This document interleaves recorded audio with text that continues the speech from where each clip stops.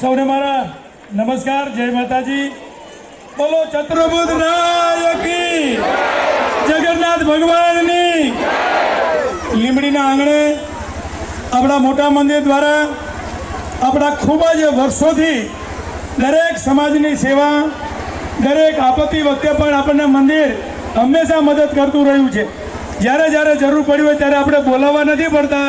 એ પહેલાં આપણા માટે કોરોના પરિસ્થિતિ હોય, દુષ્કાળની પરિસ્થિતિ હોય કે અચાનક કોઈ પણ આપત્તિ લીંબડી માટે આવી હોય તો સમગ્ર પ્રજા માટે જેમને મંદિર તરફથી આપણને કાયમ માટે આશીર્વાદ મળ્યા છે, સેવા મળી છે, અને આ મંદિરનો જીર્ણોદ્ધાર આપના બધાના સહકારથી, જેમને તમારા સૌનો સહકાર માગીને આપણને સૌને આગળ કરીને આ ભવ્ય મંદિરનું પ્રાણ પ્રતિષ્ઠા કરી. ત્યાર પછી આ જગન્નાથની આ પ્રથમ શોભાયાત્રાના ભૂતોના ભવિષ્યથી લીંબડીમાં અનેક યાત્રાઓ નીકળે છે.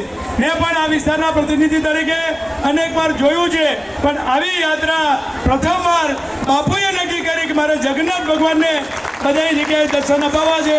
એવા પરમ પૂજ્ય શ્રી લાલદાસ બાપુ આપણા જિલ્લાના ખૂબ જ કાર્યકર્તા અને વહીવટ, એટલે કે વહીવટમાં પણ આપણી દરેક બાબતોમાં આખા જિલ્લાના પોલીસ વડા જેવા માન્ય શ્રી ગિરીશભાઈ વડા, એટલે કે આપણા એસપી સાહેબ, એવા જ આપણા ગણપતિ ફાસ્ટરના મહારાજ, પૂજ્ય મહારાજ શ્રી ઉપસ્થિત, અમારા નગરના, હું કોઈના નામ નથી બોલતો, પૂજ્ય સંતો, ઉપસ્થિત રહેલા તમામ સમાજના આદરણીય વડીલો, યુવાનો, માતાઓ, બહેનો અને મધુસૂદન બાપુ ઉપરાંત બધા જ પધારેલા સૌ આદરણીય વડીલો અને યુવાન મિત્રો, મારે કંઈ વધારે કહેવું નથી. માન્ય સાહેબને સાંભળીએ અને બાપુના આશીર્વાદ લઈએ. ખરેખર તો આપણા સૌના સહકારથી આ પ્રથમ આપણી યાત્રા છે જગન્નાથ. હવે પછી બીજી, ત્રીજી, આજે અમદાવાદમાં, ગુજરાતમાં પ્રખ્યાત, આખા દેશમાં જગન્નાથની યાત્રા 148મી આ યાત્રા અમદાવાદમાં નીકળી અને આ પહેલી યાત્રા લીંબડીમાં નીકળી. આપણો ઇતિહાસ આપ સૌએ બનાવ્યો છે.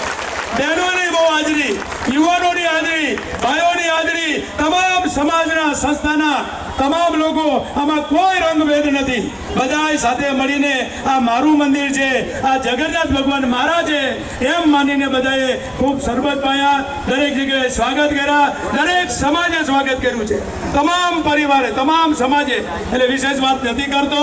હું લીંબડીના એક નાગરિક તરીકે પ્રતિનિધિ ધારાસભ્ય હોય કે ન હોય, પણ તમે બધા જે વર્ષોથી આપણી ધાર્મિક સંસ્થાને તકાવી છે એના માટે આપનો હૃદયથી આ વિસ્તારના ધારાસભ્ય તરીકે પણ આભાર માનું છું. અને કોઈ પણ જાતનો અણબનાવ નહીં.